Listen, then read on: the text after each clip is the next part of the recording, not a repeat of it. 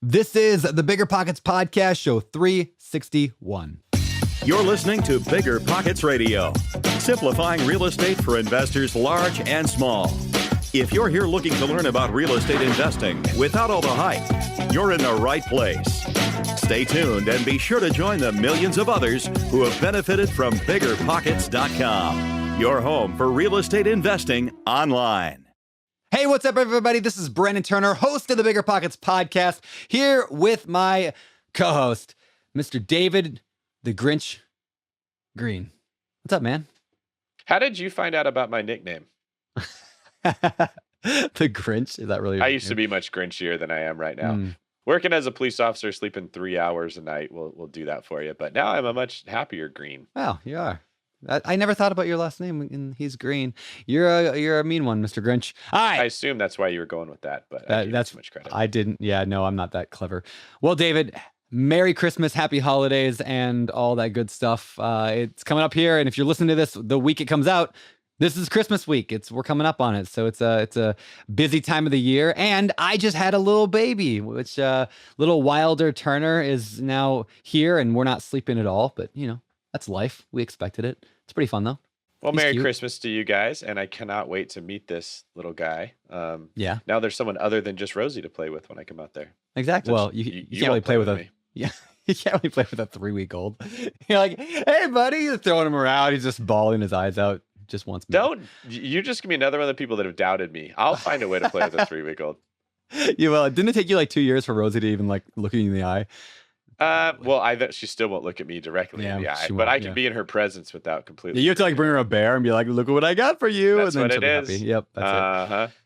Yeah, Well- hopefully Wilder warms up a little bit easier than. Yeah. He's gonna be a little strong little dude. He already like in the womb, like every picture we have of him in there, his like arms are up, like he's flexing like his muscles. That's awesome. And then when he came out, like that's all he does, 24/7. If he's not in his little swaddle, his arms are up like muscles. Like it's really cute. Anyway, so he's gonna be a little muscle man. With that said, it's time to get on with today's show. And by the way, David, I am officially inviting you out to come see little Wilder, your little nephew Wilder. So come say hi. Yes, I've been waiting for this. I've actually been telling people whenever I do BiggerPockets webinars to message you and say congratulations on having David's nephew instead of your son. Oh, I've been getting those messages every week. Every day. This is what you used to do to Josh Dorkin and absolutely drove him nuts. And now I get to do it to you. Yeah, there was so actually this is a funny quick thing, then we'll get on with today's show. So like 5 years ago, I made some joke about like something about Twitter and saying to Josh, knock, knock on his Twitter. So Josh on Twitter is at JR Dorkin. Let's revive that. Let's go back. So go on Twitter. If you're on Twitter, go to at JR Dorkin and tweet to him and just write the words knock knock. I don't even remember what the joke was originally, but he gets hit up so often with this knock knock thing. Let's bring that back. He'll get a kick out of that. Right on. All right. Well, let's get on with today's show. So today's episode is with a buddy of mine named Tristan. So Tristan is a real estate investor out of the Bangor, Maine area who invests in both mobile homes and mobile home parks and some other cool stuff. And he is just a rock star. In fact, he's actually here in Maui this week with staying with me. And I guess we thought it would be fun to get him in the sea shed and recording this episode. So that's what today's episode is. But before we get to that episode, let's get to today's quick tip. All right, so today's quick tip. We mentioned this like a week ago, but I'm going to say it again now. We need your help. We need you to actually go to biggerpockets.com/podcast survey and fill out a quick survey. It'll take you just a couple minutes and let us know a little bit about what you like about the podcast, what you don't like, what do you want us to do in the future. And there's some questions like that. So go there, again, biggerpockets.com/podcast survey and let us know. And so without further ado, I think it's time to bring in Tristan for our interview with Tristan Thomas. Tristan, welcome to the BiggerPockets podcast, man. Good to have you here. Thanks for having me, especially live in Maui. It means a lot. Yeah, live in Maui. Yeah. All right, so for those who don't know, Tristan has been helping Ryan Murdoch, Mindy Jensen, and Carl, Mindy and Carl, and I on our mobile home park out in Bangor, Maine, filling those spots because you are a mobile home mad. I don't know what you want to call it. You're like LeBron James of mobile homes. Appreciate it. Yeah. I try. Okay, so we're going to talk about that today a little bit on how you've done what you've done with mobile homes, because it's really kind of a cool strategy, a cool niche that we haven't talked about mobile homes. I'm not talking parks. I'm talking about homes since like John Fedro back in like the, yeah. I don't even know, like The true guru. Yeah, he's been around forever. And like that was like early, like the first year of us doing the podcast. So before we get there though, like the actual specifics, how did you get into real estate? Like why real estate? How'd you get into that? Yeah, no, absolutely. I come from an entrepreneurial family to begin with. I've always had a knack for making money, had paper routes, stuff like that. But once I got into college and got, a little bit more serious about, financial wealth and stuff like that, I realized, as everyone does, I come to a realization that, someday you're probably going to be looking at a 9-to-5 job. And I absolutely hated that idea. So I was like, crap, how do I make some money here? So I actually started looking into penny stocks. I was in college just trying to make any way of making ends meet. And I remember watching CNBC and seeing Grant Cardone on there talking about multifamily real estate. And my dad had a few rentals and stuff like that. So I kind of understood it, and it just kind of clicked with me. So I went on to Google and I typed in multifamily real estate, enter, and BiggerPockets popped up. And I clicked on BiggerPockets, and almost the rest is history. I mean, I was religiously faithful to BiggerPockets for 3 years. I listened to all your stuff, read all your books. I mean, I played Division I basketball in college, so all the road games we'd go on, I'd be on the bus with the earbuds in and listening to all your content, absolutely just soaking it in. In fact, I say that I got a degree in exercise science, but I studied real estate. I just absolutely all over it. So, graduated college, moved back to Maine, started doing taxes with my dad. He's a tax accountant, completely hated it, said, this is not real estate investing at all. So, my back was against the wall. Me and my girlfriend were actually living with my dad at the time, and I had to do something, but I didn't have any money. So, I kind of stumbled upon mobile home investing, and, it's a low risk, high reward type thing. I only needed a few $1,000s, which luckily that's all I had. So me and my dad first, we got the first few, and, it kind of happened really organically. As I got into it, I realized, okay, this might be a niche that I can really explode in. And then, Ryan Murdoch comes into the picture, and it kind of was a cool symbiotic relationship. He kind of taught me a lot about multifamily real estate investing, which at the time I still really wanted to get into. And at that time, he wanted to get into mobile home investing. So, we'd go out for, food every week, and we'd meet and just kind of help each other out through there. Fast forward to maybe a few months after that, I had a huge epiphany. I woke up at 3 a.m. in the morning, and I just said to my girlfriend, holy crap, I've got it. Let's start a mobile home company. So just do mobile home flips, rentals, let's do the whole 9 yards. So again, that started another descent of absolute immersion into some content. I completely went away BiggerPockets from that point, and when, John Fredro, Frank Rolfe, the whole 9 yards. And just been busting my butt on that as hard as I could for the past 3 years. And fast forward, have 51 units, have my own mobile home park, trying to help you guys out as much as I can. And through daily massive action, I've just kind of acquired, and here I am in Maui. So it's worked out well. Yeah. Wow. All right. Yes. Tristan's staying with me for a few days out here in Maui. It's been fun. Yeah. Let's go back. I want to that was like, I love that you gave the entire view of your business, because like we should do that more often. Is like get like the whole idea of you were prepared. You heard a few of these podcasts before. So I want to go back to the beginning. Yeah. So like let's go even more basic than that. Yep. Like what is a mobile home? What are we talking about when we say mobile home? Because there's different ways people call mobile home, modular home, trailer home. Like what are you talking about? Absolutely. Mobile home, and what I'm considered mobile home is a single family dwelling that's not, I guess, permanently attached to the ground. It's it's up on blocks, it's skirted, it's still attached to your water, sewer, electric. But that's the kind of asset class that people call them trailer parks. It's really not trailer parks anymore. It's actually really interesting if you study the history of these things. At one point in time, mobile home parks were actually some of the wealthiest living in America. Which is, rather fascinating if you ask me. But, moving forward, it's, just like I said, it's a single family housing dwelling. It's cheap, it's low risk. It's really what I fell in love with it. I only had a few $1,000s. So I think the first one my dad and I did together, I think our all-in investment was $7,000. So it just really worked out well. We owned it free and clear. There wasn't any mortgage on it. So we really didn't have a lot of, risk. And that's just why I fell in love with it. And you can pick them up one at a time. And, I think for anyone starting out, I think the biggest fear for a lot of people is risking their money. When I was talking to Ryan a lot about these 4 units, Bangor, Maine, these things were going for $150,000, $200,000. And I'm looking at a big mortgage that's over my head for 30 years. And without fully knowing what I'm doing yet, it just scared me, So I kind of went towards mobile homes because, again, it's just super low risk. I understood it. And it really got my feet wet for real estate in general. So walk us through that very first deal. $7,000 into the entire thing. Like what do you buy? What did you buy this thing for? Yep. What did you put into it? Like how did, I don't even understand entirely like how the mobile home investing works. Yeah. Yeah, no, absolutely. So we literally just did a drive for dollars. We were driving through a park and seen a for sale sign, and walked up, knocked on the door, talked to the person. They were selling it for I think like $3,500.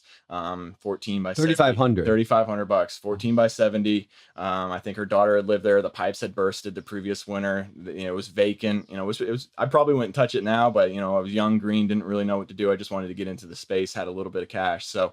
I think the ceilings needed to be redone. There was mold, all kinds of stuff. So, we sunk maybe another 3,500 into it, some lot rent over the time. YouTube taught myself a bunch. I didn't have a lot of money to rent out to contract it out. So it just kind of happened organically. And then we sold it off and made a heavy profit, and then pushed that off to the next few. So you basically flipped it. Yeah, basically. I mean, we actually rented it out for 12 to 14 months first, made our money back real quick. And then we ended up selling it off. So, I mean, my criteria here is I don't touch a mobile home unless I can make my money back within 10 months. And that's a John Fredro one, shout out to him. But it's just driving for dollars was how we found the first one. It just kind of fell into my lap and it worked out great. I really like that you started off driving for dollars, because we talk about that a lot, but you don't hear many people share stories of how they were successful. What are some things you learned while driving for dollars that helped you create a system or become more efficient at finding deals that way? Yeah, absolutely. I mean, while you're driving for dollars, it's a great opportunity then to, stroll into the park manager's office, shake their hand, introduce yourself to them and tell them what you're doing.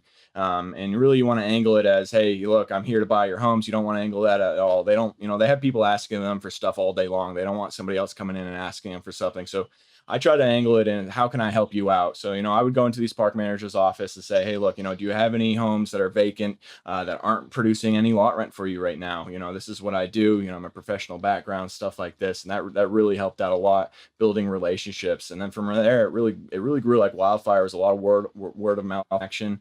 And it's a massive daily action. I mean, every day we woke up, we were going through parks, making stuff happen. So it took a little bit to get off the ground, but eventually we got there.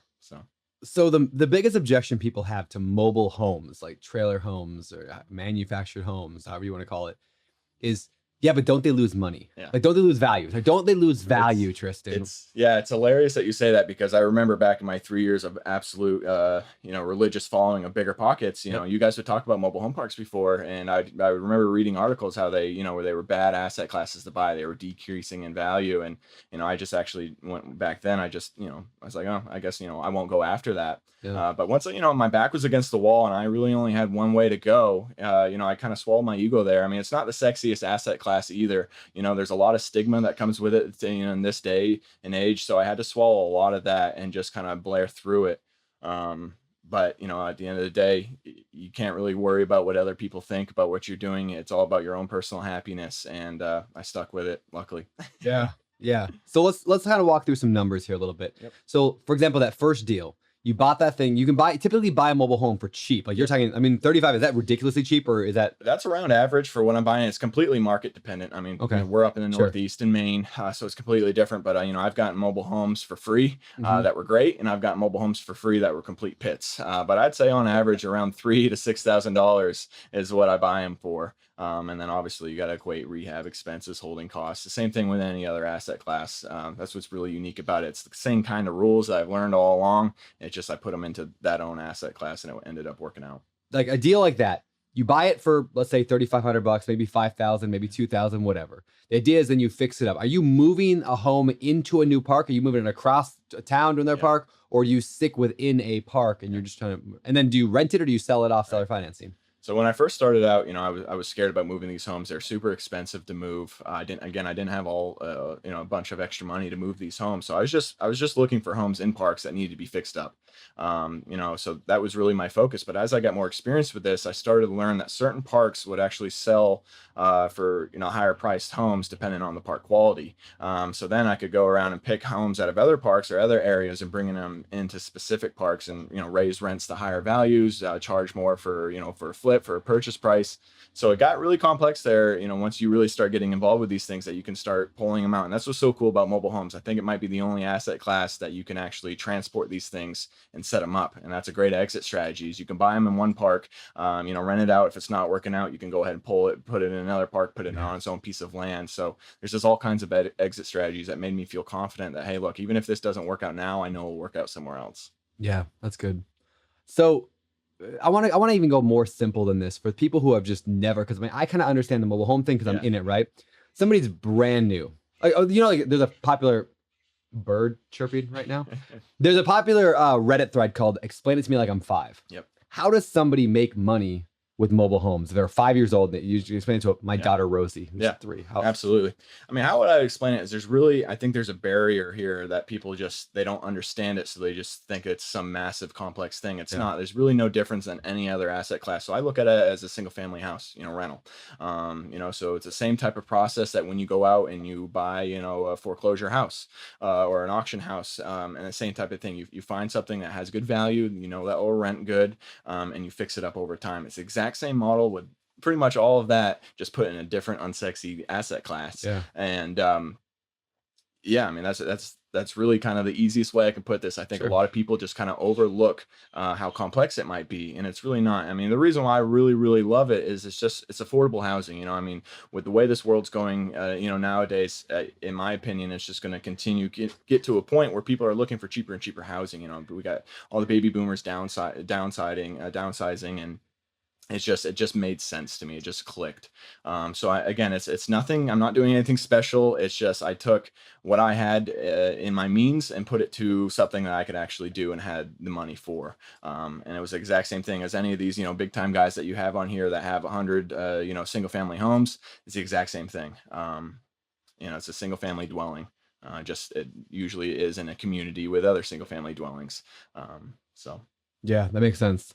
So do you like renting them out? Because I know we're at our park, right? We're selling them off on seller financing. What's the difference, and why would you choose one over the other? So really, the difference with seller financing, it's these people, they like home ownership. They want to have their own thing. A lot of the people that we seller finance to, they've never owned a home. They've never actually had something that they can call theirs. They're habitual renters is what I call them. So we get a lot of people that actually have closings with us that end in tears because they've just never owned anything of their own before. That's cool. So they have pride of home ownership, and they take care of their stuff. And that's something you don't really see in the demographic of when you rent to people. Renters, they're there short term. They don't care. They'll leave the windows open in the middle of winter with the furnace on 80. So that's really the difference. I definitely side towards rent to own, owner financing, again, because you find that better tenant quality base. But in some instances, in some park, it is more beneficial to rent. So again, it's really gauging your own market, finding out what's going to work. And really it's, what you like. Some people love getting called, at midnight with toilet calls, but me, I just wanted to get completely out of it. I'm seeking, merely financial freedom and trying to, just offer the best kind of product I can to want to be homeowners. So. Okay. So how much money, like per home, are we talking about here? Like, and how do you make, is it a spread? I'm sure. Walk us through those numbers a little bit. Absolutely. So on average, I'd say my all-in investment with a home is about $10,000. Wow. Yep.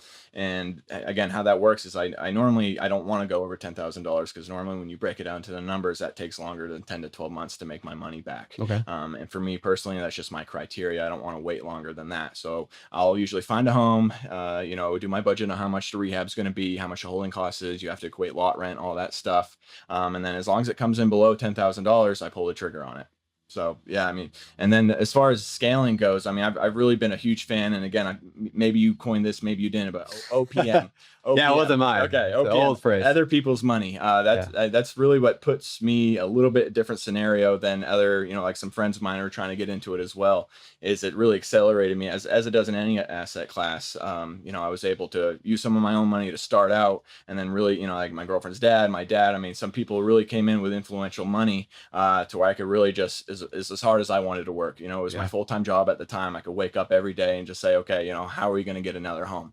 And for me, it was all about units, the more financial freedom, and, you know, et cetera. So, you know, anytime you can use leverage of other people's money, just like in any other asset class, it works perfectly with mobile homes, because again, it's low risk, high reward. You know, you're getting the same kind of cash flow you are, if not more, off a 4-unit, but yet at the end of the day, you don't have a $200,000 mortgage hanging over your head. So you're cash flowing a hell of a lot earlier. Yeah, that's cool. Yeah, so I'm thinking, okay, so $10,000, you're all in on a thing. What is that rent for? Because there's lot rent too involved here. So how does that break up? What exactly does it rent for typically? Yep. So again, it's just going to be completely dependent on your market, but like in Bangor, Maine, on average, a 3-bedroom might go for about $950 for rent. So it's about the same. Plus lot rent, or is that included? That's just everything. So like like in a 4-unit, if you were to rent a unit in a 4-unit, it'd be about $950 for a 3-unit. Well, let's just say it correlates to the same for a mobile home.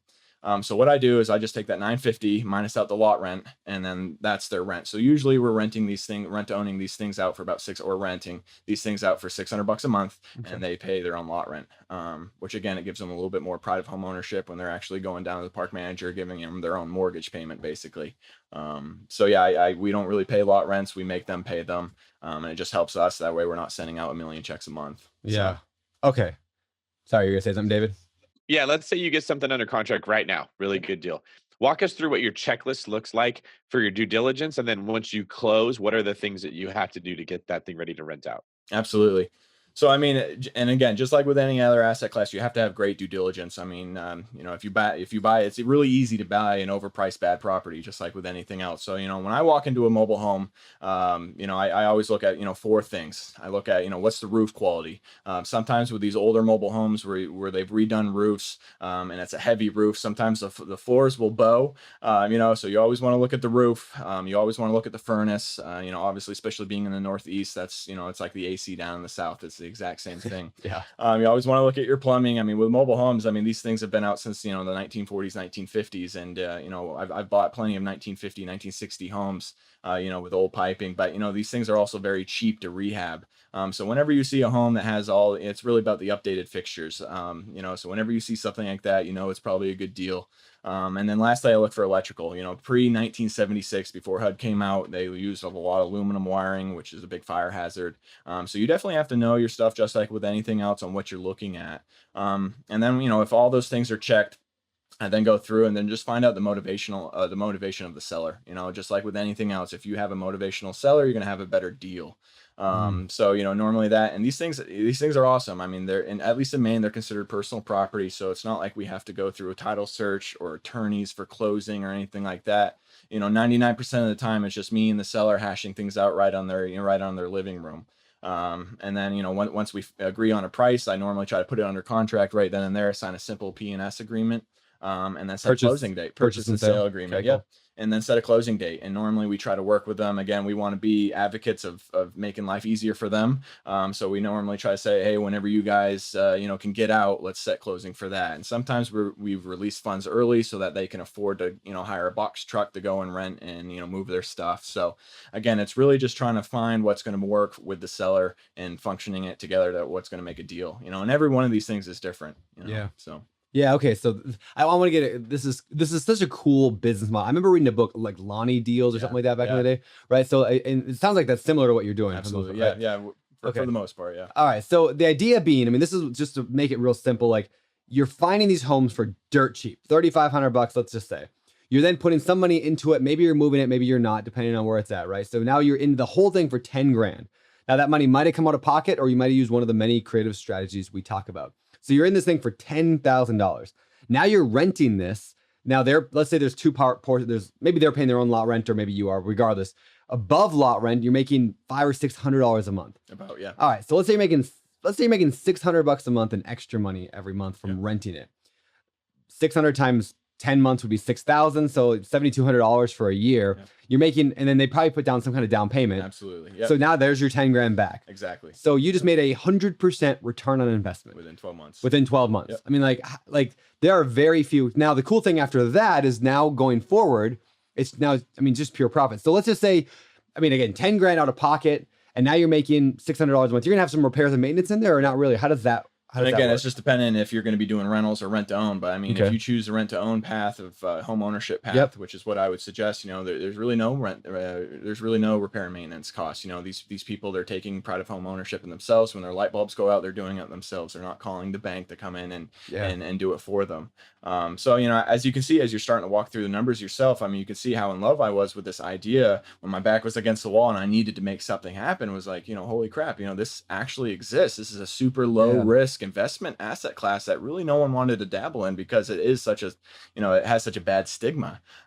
Which, if you actually took the time to go and read through and study and talk to some of these residents, you would understand that, they are no different than any other, average asset class with apartment buildings. There's no difference. It's just for whatever reason, the stigma in America today, kind of shoots down this idea. But for me, I didn't really care what other people's thought was. I was trying to, go after financial freedom and to, offer a good quality, home to a wanted home buyer.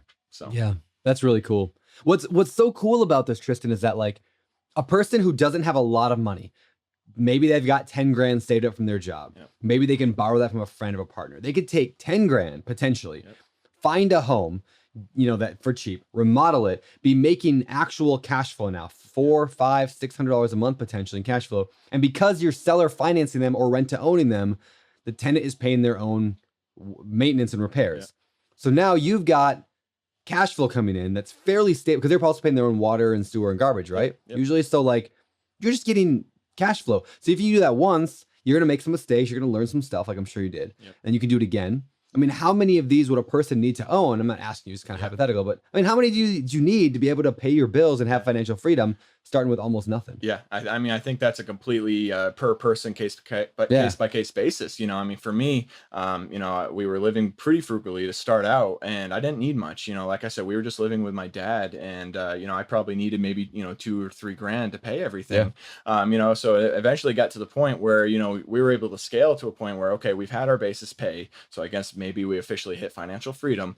Well, what's next? We absolutely love to travel. It was awesome coming out here to Maui. So I mean, we really just said, okay, well, what's next? Well, let's it more. So it just became kind of a game. For instance, that I already had a proven track record to go out, get these done, and then we've just been spending the majority of the money on traveling. I mean, we've gone to 9 countries so far this year, and they've all been mobile home money. So if you were to take me back in 3 years ago, almost crying in my dad's tax office of how miserable I was, to now sitting here in Maui, all over this bad stigma, mobile home asset class. It's magical for an instance. It's been awesome. Yeah, really good. When it comes to finding your deals, share a little bit about what that process is like for how somebody finds mobile home deals and maybe what you're doing that's helping you be more successful than the average person. Yep, absolutely. So at least with the Northeast or in Maine, mobile homes are considered personal property. So a lot of these things, they're not in parks, at least. They're not on the MLS. So it's not like your traditional, somebody just goes on MLS trying to find properties. Really what's worked out best for me, and it's probably the same for any other single house family dwelling investor who just does normal single family house investing, is, I have bandit signs. I have like 5 things I absolutely use that are just like the biggest lead generators I've had. Okay. 5 things. 5 things. All right. So number 1 would absolutely be bandit signs. So bandit signs are, we buy, sell mobile homes for cash, Okay. with our Google voice number.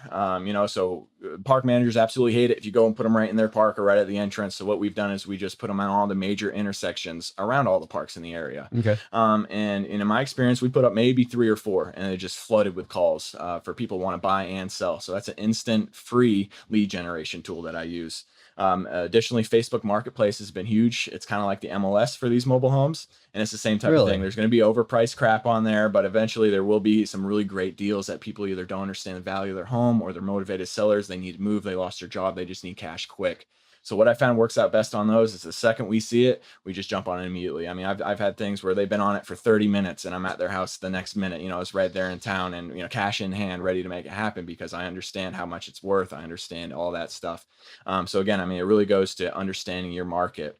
Number three would absolutely be word of mouth. Like I said earlier in the podcast to you, David, I mean, I'd go around, introduce myself to, park managers, mobile home movers, all kinds of people in this industry, and just, say, hey, look, young guy trying to get into it, and offer finder's fees. So once people get a taste of a little bit of money for free just by referring you to something, again, it's no different than any other asset class, is, that's word of mouth reaches very fast. So we get people who call us all the time. Hey, I heard you from so-and-so. Driving for dollars, again, that was how I started out. We do that almost on a weekly basis. It's awesome to get out in the car anyways. It's good to keep in touch with mobile home park owners, which is something I'm trying to get onto now. But you can always see, a lot of these people, especially the older generation, they don't want to upload pictures to Facebook Marketplace or something. So they just stick a for sale by owner sign right in the front window and hope it sells. So that's really where a lot of good deals come from. And then lastly, like I already kind of touched on a little bit, the mobile home movers, they're seeing these guys every day. They're moving homes, they're talking to people. So, those are really my 5 biggest lead generators that I use that, and they're all free. I don't spend any money on any of that stuff. Craigslist ads is another one that you can definitely throw something on, but it's, you just got to go out and do it. So here's what's so cool about that, or about park owners too. As a park owner, so we have all these empty lots. I purposely will buy mobile home parks now with vacancy. I want that because I know that if every home I bring in there, this might get a little bit deep for people. So if you're not quite following this, everybody, listen carefully here. But basically, here's the idea. If I have a lot rent, let's call it $300 for one of my park spaces. $300 is what it brings in just in lot rent. Now, I'm not paying water, sewer, garbage. There's no additional expense to me having a new home in there, really. Maybe a little bit of management, but let's just call it $300 in lot rent that I'm getting. Over the course of a year, that's $3,600 in extra revenue in my pocket as an owner of a mobile home park. Now, on a 10 cap, which is a way of valuing real estate, like commercial real estate, basically it means that my property is going to be worth an extra $36,000 more just by having somebody else's home in my park. Per pad. At a 5 cap, it's $72,000. My value of my park has gone up by bringing in one home. Now, if I get, and this is why Tristan, how many of you filled in our park now? 8. 8. Yeah. So Tristan in the last year has filled 8 homes in my park in Bangor, Maine. Every one of those now is generating what are we at lot rent now? 320. 320. Yep. That's what, $80,000 or $90,000 in value potentially on every one of those by bringing them in. And guess how much work I had to do? Not much. You did all the work. You did all of it. And you make money by doing so. That's right. Right now, so if you were to come in and do that with other parks, or other people listen to the show right now, are how can I get started in real estate? If you find a mobile home park operator in your area and you're like, hey, can I fill homes in your spot? Why would they not want to take you up on that, right? Because it's just hey, free. Would you like some free extra money? Right. Would you want to add tens of thousands of dollars, hundreds of thousands of dollars in value to your life? Net worth? It's really just like with anything else in real estate. The best way to make money in real estate is finding somewhere, an avenue where you can add value. Yeah. And that's what makes it so easy for you to get into the game here, is because there's a lot of mobile home park owners like Brandon and others in other states that it's real capital intensive and labor intensive to bring in these homes. So if you have somebody who's trying to get into the industry, you don't mind doing some legwork and orchestrating the deal, you can really make some noise and really make some good business connections, which again, like Brandon just said, it's at that point, once you have the connection set up, it's easy money to an extent, So it's really easy to go and add value to these mobile home park owners and say, hey, look, I've noticed you have 2 or 3 lots available in your park. Would you mind if I brought in some homes? And maybe at that point you can ask for a concession on lot rent. Yeah. Hey, give me 3 months free lot rent and I'll bring in my home. And they understand the value of these things. They're businessmen. So that's really what it's been huge for me is finding these business connections, adding value to these people. And again, it's a symbiotic relationship of money. Yeah. Which is cool. Yeah, that's really awesome. Tristan, I know that investing in mobile home parks, like you've mentioned, can be really good. It can also be, just like all kinds of real estate, really scary. You buy in the wrong market, you buy in the wrong area. It doesn't matter if you do everything right, you're going to lose money. What are some criteria that you look for when choosing a market that you want to start, putting out your bandit signs and putting out the word that you want to buy in that area? Yeah. No, that's a great question, David. I really use 4, criteria markers whenever I'm considering, buying a home in a different area or just in general. And this is something I would suggest to anybody kind of wanting to get into this space is, number one, you just don't go, just like with any asset class, again, you just don't want to go out and buy some overpriced something just because you can. You really got to understand the market value of these things. So, I spent, the better half of 8 months researching in my area, what these things are going for, what's a motivated seller look like, exactly what's a good deal. So that was a big one for me, is understanding market value of these things. And, number two would definitely be finding out the motivation of these sellers. I mean, that's a screaming deal for any asset class, but especially these mobile homes. I mean, these things turn over so easily. I mean, with a loss of a job, with a move to somewhere else, I mean, you can really add value again to somebody who is an pinch and needs to get out quick, because one thing a lot of people don't understand, especially with this asset class, is you're always paying lot rent every month. So if someone loses a job and they need to go and move in with a family member or a friend, they're still in charge of paying $300-$400 a month lot rent. And as you can imagine, with someone who's already paying mostly paycheck to paycheck, that gets really stressful.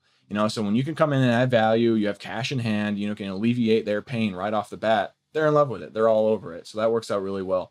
One thing I also look at is you have to understand how much time this is going to take, so it's completely market dependent. Again, in Maine, things in the winter are always slower, so you have to understand how much time you have allotted to this. And then last thing you got to look at, what's your money situation looking like? How much money can you allot per deal, especially if you're trying to scale? So again, I mean, I know I say this a lot during this episode, but there's really no difference between what I do and every other asset class in real estate investing. It's the same concepts that I learned from 3 years of diving deep in the BiggerPockets podcast that I've just applied to this odd, unsexy niche that's just completely blown up in my life. As I think Jefferson Lilly once said, it's an unsexy niche, but it has sexy profits. So I kind of go by that.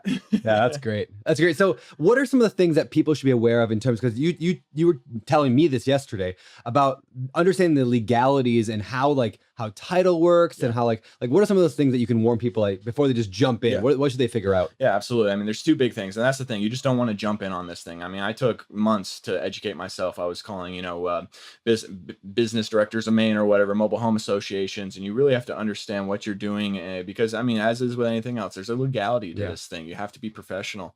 So there's really two things. It's either personal property or considered real estate. So luckily in Maine, and there's a slew of other states that they're considered, if they're in parks, not attached to land, they're considered just personal property, which you can sell these things easily on a backside of a napkin. Literally would be a legal way of selling these things. So you definitely want to go through. I mean, I've spent all kinds of money with attorneys drafting documents to bill of sales. I mean, you just definitely want to make sure. I mean, it's no different. You're still in real estate. You're still dealing with money, other people's money. You want to make sure that you're covered. So I'd highly suggest, if you wanted to get into this, you go to your mobile home park association. Every state has one. Give them a call. They usually don't do any, not a whole lot on a day-to-day basis. So they'll be thrilled if you call them. They'll talk your ear off for hours. So that's somebody called us. Exactly. Free information. BiggerPockets meetups is another great one. I mean, whether people really understand it or not, these mobile homes are simple beasts, and people will always have great advice because it correlates so well with all other types of real estate investing. So again, absolutely. Go to an attorney, spend some money, make sure you're doing it right, have a slew of documents. And again, if you go to your mobile home park association in every state, they usually have free legal documents that are 100%, legal because they've dealt with them. And, that's a great way not to go to attorneys and make the mistake I did and spend several thousands of dollars. But there's always information out there. It's just really, you got to put yourself out there, ask questions. With me, it's nice because I'm young, I'm motivated. So I work out really well with older guys in the game who I can really just kind of attach, be a sponge, learn as much as I can. And then again, always try to add value back wherever I can. And it always is nice when that correlates with financial freedom. So it works out well. Well, I know you recently bought your first park, so you're getting into that world as well. But where do you see yourself long-term headed? More parks, more homes? Like, what's the next 5-10 years look like for you? Yeah. No, that's besides helping me fill all my parks. That's right. That's priority number one. Yes. No, the long-term goal for me, honestly, is I don't really like dealing with tenants. I got into real estate investing not to be a landlord. I got in to be financially free. I want to do what I want, when I want, with whom I want. Those are kind of the three markers I wake up every morning and say, if I can do these things, these three things, I'm happy. So my long-term goal actually is to get out of this space at some point. I think it's really smart for me to dive in hard now while I'm young and motivated, and eventually sell things off. And I'd fall in love with lending money, banks. They make the most money, the easiest money. They'll never get called. It doesn't matter. You got to pay your mortgage every month. So, Dave Van Horn, the notes, real estate investing, lending. I mean, that's really where I see myself here in 5 to 10 years, is getting out of this daily grind of finding mobile homes, crawling underneath mobile homes and stuff like that, and getting more into the lending aspect of things, to just a lot hands-off stuff. And I can come back out here to Maui and go surfing with you guys and not have to worry about any of my real estate stuff. So sounds all right to me. Sounds good to me. All right. Well, before we move on to, But yeah, before we move on to the next segment, I'm just curious, why did you buy a mobile home park? Yeah, absolutely. So it was really evident to me when I think I had maybe 10 mobile homes at the point where it really just kind of hit me. I said, okay, well, each month, all my residents, they're all paying lot rent to the park owners. So I did the numbers and it was something crazy. Like all my residents at the time were paying like $7,000 a month to these mobile home park owners. I was like, it just makes, it's just like, okay, so if I get a park, then I'll be getting that $7,000 a month plus the rent or the rent to own payments. Yeah. So it just really clicked. It was just the next natural avenue for me to take that next step into commercial real estate. And again, it was the same thing when I first started. It was a big daunting task that I took little by little, chunk by chunk. I went to Frank Rolf's mobile home park boot camp twice. Once with Ryan Murdoch, and just, again, it was the same thing what I did with BiggerPockets. I just submerged myself in mobile home park knowledge, books, podcasts, everything I could do. So there was really no difference, but that was just the next natural step for me was mobile home park. And it's been great. It's really a lot cooler with that because it's on a lot more magnitude scale than just one individual home. Yeah. You can walk into a park, as or really, any big multifamily, apartment complex. And you can, if you have any kind of vision, you can start seeing things. You can see value add opportunities. And at least in my area, I saw a few parks that had a lot of value add opportunities. And that's where you make your most money, is if you're not afraid to get down and dirty and really just add value to something. So like in my park, to be specific, it was kind of more of a rundown park. So I knew if I could just come in there, paint up some of the homes, do some landscaping, pave it, stuff like that, it would increase the park's value for one, and it would also increase the atmosphere of the tenants, the quality of tenants, and all kinds of stuff. So it's been really cool for me to go through the process of actually owning a community, and seeing my dream kind of come to fruition. We've put in water sewer lines from scratch, electrical poles, lights, pads. It's Wow. literally like you're owning kind of a mini city. Yeah. And you're dealing with city officials and all kinds of stuff. And it's like playing Monopoly in a way. It's just kind of cool to piece it together. And at the end of the day, I kind of pride myself, especially with my community, is having a nice, safe, quality community for these residents. And we've been blown away by the feedback we've gotten. One gentleman said to me, I've been living here 7 years, and you guys have done more in 2 months than the previous owner did in 7 years. They're Wow. blown away. So it's just been a really fun, cool process just to go through it all. And, I wouldn't have it any other way. So That's awesome. Yeah. All right, well, let's head to the next segment of the show. It is our deal deep dive. Awesome. All right, this is the part of the show where we dive deep into one particular deal that you've done. And I'd love to know a little bit, like, we're going to fire a bunch of questions at you about one of your mobile homes. So you got something in mind? Yeah, Okay. absolutely. So first question, what type of property is this? Yeah. A mobile home. All right. And where is it located? In Maine. Okay. Number 2, David Green. How did you find this property? Yeah. So this one, it was a unique one. I'd actually originally spotted this one out. This is actually a really unique story. So I just bought a house on the water on a lake, and we had a septic inspector come out, and he did a septic design or an inspection on our property.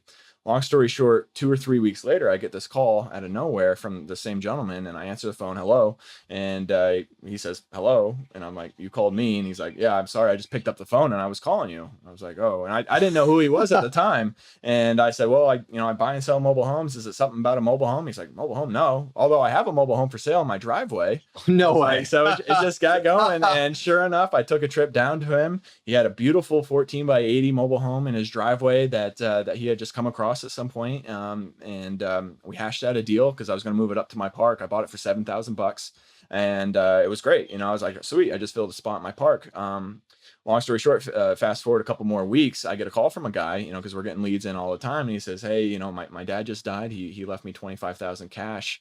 I'm looking for a home. Do you have anything? And I put 2 and 2 together, like, yeah, absolutely. I got one for 23 grand. And he's like, great, let me come take a look at it. So we drove down to the guy's driveway. I asked him if we could come beforehand. He said, absolutely. He took a look at it. Not even 3 seconds into the home, he's like, I'll take it. He had cash. Oh, he didn't have cash. A banker's check with him right there. And there it is. So you basically wholesaled it. It was a wholesale deal that happened Wow. extremely quick. I went down twice, one to buy it, one to sell it. We netted about 16 grand on it, and it all That's happened by a guy who just accidentally called me. He literally butt dialed me, and I made 16 grand off it. That's funny. That's might be my best deal. All right. Well, that covered a lot of our questions here. So the last question, what lessons did you learn from that deal? The good lesson I learned from that one is just what I should have done to him beforehand is just always hold business cards with you. Always tell people what you do. Yeah. That's one thing. I mean, especially in this asset class, a lot of people try to just stick to their own. But one thing I've learned, and especially one thing, Ryan Murdoch's really shouted me out with is, hey, look, go and talk to people. Go out to these BP meetups. Go and call people around.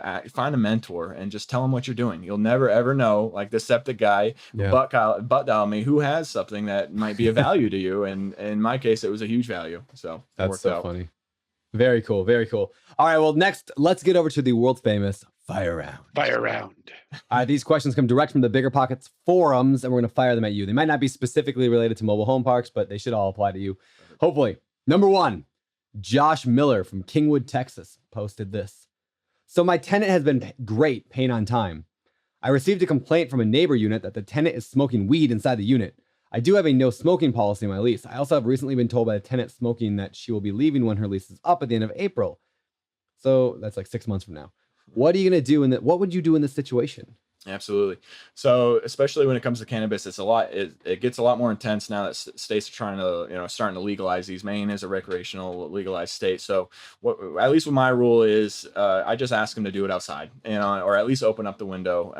I guess I've been really good with being personable with my tenants. I try not to come in with, I'm the landlord, I'm the hammer down, and just tell them what to do. I usually explain to them that, it's sensitive to other people, and that if you could just be, accommodating to everyone else who's living around you.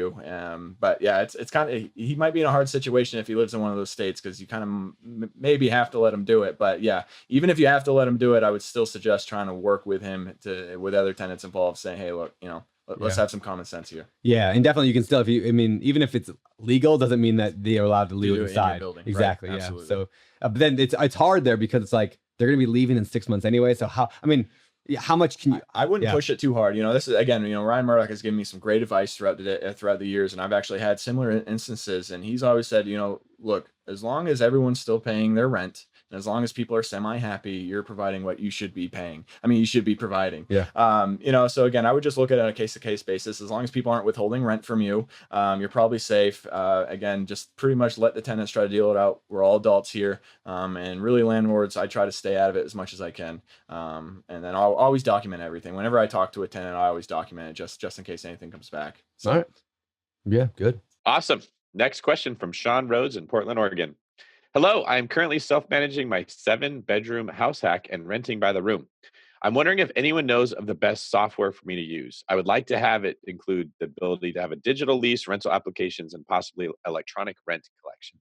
I think that's going to depend widely on how many units you have. And again, something I learned off BiggerPockets when I first got it started out, I think it's like up to 10 units. I worked really well with just Excel spreadsheets, just simple tracking devices. But the more and more you scale and the bigger you get, it's so much more complex. And, so finally I've gotten to the point where I've just hired a property management company, and they use Rent Manager software. There's tons of softwares out there, but it just makes it so much easier, especially as a landlord point of view. You can just go into a portal and then see what you have access to. But I wouldn't get too bogged down with the books of all that. I would, it's well worth it to just ship that off to somebody else to take care of for you. But yeah, the smaller you are, try to do it yourself. It'll save a lot of money. Excel spreadsheets, the bigger you get, shoot that off to somebody else. All right. Good answer. Number 3, ironically from another person named Tristan, awesome. In Commerce City, Colorado. I'm just curious of how long everyone typically waits for a contractor's bid to come back. I know a lot of contractors have tons of work available, so there's a lot of delay in getting it back, and some of them just don't care. How long would you wait before moving on to find another contractor? So I tend to be super aggressive when it comes to, getting a property. And I'm sure it's with everybody. You have holding costs. You have an investment invested. You want to get your money back as fast as possible. So if I don't have a contractor that's super excited to work with me and sees my value moving forward, he normally never even gets a call back. So I've been really fortunate. I've been in this, long enough to where I have 2 really solid crews that take care of basically everything for me. We've developed a system just like with everyone else that whenever I have something, they can basically go right into it, knock it out exactly how I want it to. So again, I think starting out, the contractors that don't call you back, they're probably going to be late on their work. I wouldn't give them any time of day. I would just continue trying to call until you find that one. You're always going to lose out on contractors. They're a dime a dozen. You're never going to have one for your whole life. I would just move on. It's a respect thing at that point. So yeah. All right. Okay. This next question is a good one from Wade Penner. My tenant won't be home during some upcoming maintenance in which a heater replacement is going to take place. This could take a few hours. It's a trustworthy company doing the installation. I need to let the installer in, but do I have to wait around until they finish since the tenant isn't home? It seems unrealistic for me to be present during every type of maintenance, but I just want to double check. Yeah, no, that's a great question. Yeah. I'm a big fan of not getting pulled out of my house whenever, whenever we have somebody coming in installation something. I also love being involved though. So I would definitely show up, get them started on something. And then normally I end up leaving as long as, you do understand their quality of work and you trust them and all that. Normally if I'm not around, I try to have at least another tenant keep an eye on things, or I'll tell him, hey, if you need anything, unit 1 is there, they're home. So absolutely. I mean, and again, it comes back to the trust thing. As long as you trust them to do the work correctly, absolutely. I think you're fine leaving and not having to be there every time. But if it's the first guy you use, I usually stick around all the time just to make sure he's doing stuff correctly. Because these guys, you never really know. Yeah, you never know. I like to offset that to the tenant. And so I'm like, let me hook you up with the tenant. And then if the tenant gives permission, come to my house, then I know I'm fine. Yep. And if the tenant doesn't, I'm curious, Ryan Murdoch's hanging out here, recording us today with the videos.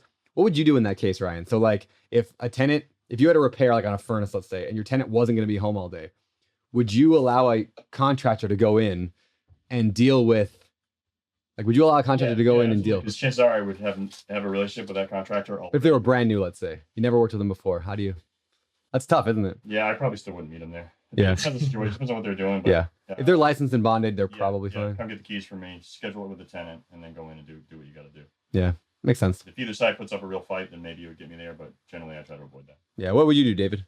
I would do the same as you, because if you make the call, the guy's going to be here, I'm not going to be waiting, and the tenant doesn't like that, they could just claim the person took something and want you to pay for it. And now the contractor's saying, I didn't steal anything. The tenant's saying they did. You're sucked into a bad battle. If you stay there for 3 hours waiting, the tenant could still do that. They could say, you stole something. I just wouldn't want to be in that unit without a tenant there. Just because I have the right to be there doesn't mean it's like the right move. So I would do what you said, Brandon. You take yourself out of it. You tell the tenant, hey, I got someone to replace your water heater. This is the handyman. This is the contractor. Here's the number. Call them and tell them when you want them to come. And if the water guy or the heater, installation guy tells the person it's going to be 3 hours and they say, well, I can't be here, it's their call not to be there, not your call. And if they want to wait the 3 hours, then let them schedule it for when it does work for you. You don't have to play the middleman and do that. So I think, Brendan, your advice was really good, and it reduces the liability on the landlord the most. Nice. Well, thank you. All right. Good segment there. That was fun. Kind of a landlording edition of the fire round. Let's go to the next segment, though. The famous four. All right. This is the part of the show where we ask the same 4 questions that we ask every week. Let's get to this thing. Question number 1 of the famous 4. Do you have a favorite real estate related book? Absolutely. Yeah, no, this is going to sound a little cliche, but absolutely. It's a book by you and your wife, managing rental properties. Yeah. And, I definitely didn't have that prepared in advance, but I'll explain why. When I was in college, I'm not sure exactly what you were advertising at the point. I'm not sure if I didn't have the money for it or what, but I actually downloaded the ebook from it. And illegally? No. Illegal? It might have been. I'm out of here. Pirating. It might have been free with a purchase of something else. But I downloaded the ebook, and I was in college, and I actually went to the library and printed off all, 250 pages. Wow. And put it in a That's ring awesome. binder. And I just spent months and months combing over that thing with a highlighter. And it honestly, it paid tenfold into what eventually would have been my business, to, the systems I had in place. I mean, the filing cabinets, the inbox, the whole 9 yards of exactly how to organize your business and your company. So, from a starter, trying to get into the business, I always got my feet wet with real estate, but that by far was probably the best book to get me organized, which, as you know, organization is huge when you're trying to get into real estate investing. So yeah, that was absolutely good. Shout out to you and Heather. Thanks, man. Yeah, that's awesome. I'm totally going to take that whole segment and put that on the sales page for that book, because that was great.